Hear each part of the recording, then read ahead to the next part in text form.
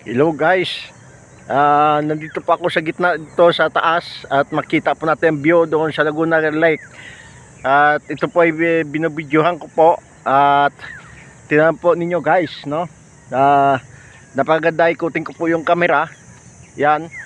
At nandito po ako sa gitna ng bundok, makikita na sa baba po ng pinaka bayan, no? Na katabi ng Laguna Lake. Ito po ay nakita natin yung mga bahay doon sa baba, papunta yan sa Morong, sa municipality of Morong, Rizal. So yan po guys, no, nandito ako sa pinakamataas at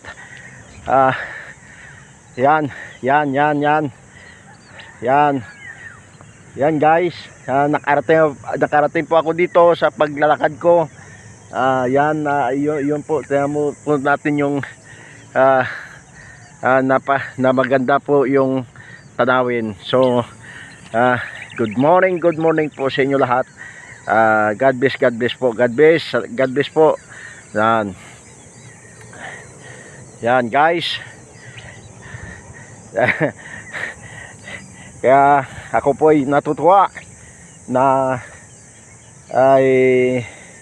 habang ay naglalakad ay nagbibideo po tayo, nagbablog po tayo. So ito po ay para makita po ng buong mundo kung gaano po kaganda yung ating bansang Pilipinas guys. So yan, tingnan mo guys, oh. Tingnan mo yung baba, yung pinakababa na yan. So gubat na yung pinakababa na yan, no po. Yan. So guys, yan, nakita mo yung araw ay pasikat na po yung araw. So maganda po na tayo po ay nasikatan ng araw. So yon, salamat po sa inyo lahat. Sa mga viewers, salamat po. Please subscribe po sa YouTube channel ko po.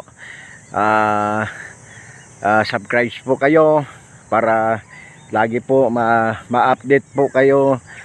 Lagi po kayo lagi tayong mag-update sa atin mga video-videohan po.